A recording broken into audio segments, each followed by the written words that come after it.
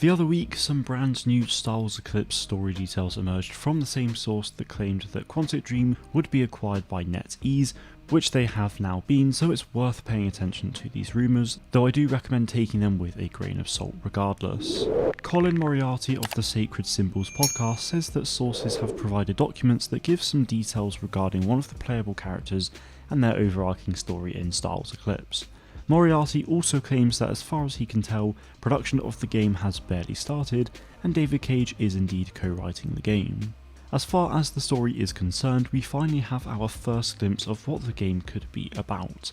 One of the game's characters is seemingly called Sarah, who is from a near-human race that's never been seen in Star Wars before.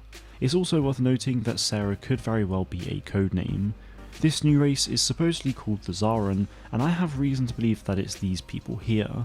Moriarty says that this new species leads an empire that pride themselves on political and military aggression, so it makes sense that this empire-looking people are the Zaran.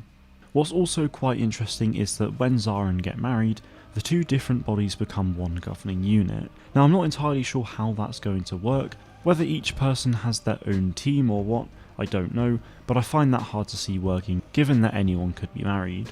I suppose we will probably just have to wait until the game releases to find out more, but it should be interesting to see. Sarah, according to these rumours, is married to a male Zaran called Zendo. Sarah seems to be a true believer in the aggression that their empire deals in, but Zendo is softer than her, so part of the game will focus on their relationship. Whilst that is pretty much all of the details from Sacred Symbols, Tom Henderson of Insider Gaming has been able to verify Colin's information. Tom's sources also say that this is actually a controlled leak by Quantic Dream to gauge community reactions and to help with Quantic Dream's recruitment efforts. Whilst I'm not too sure this will help massively with their recruitment, it is nice to finally see some more details on the game.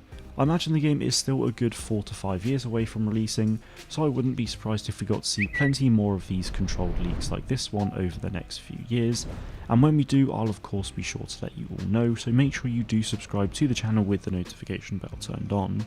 Anyway guys, that is it from me today. Thank you all very much for watching, and may the force be with you always.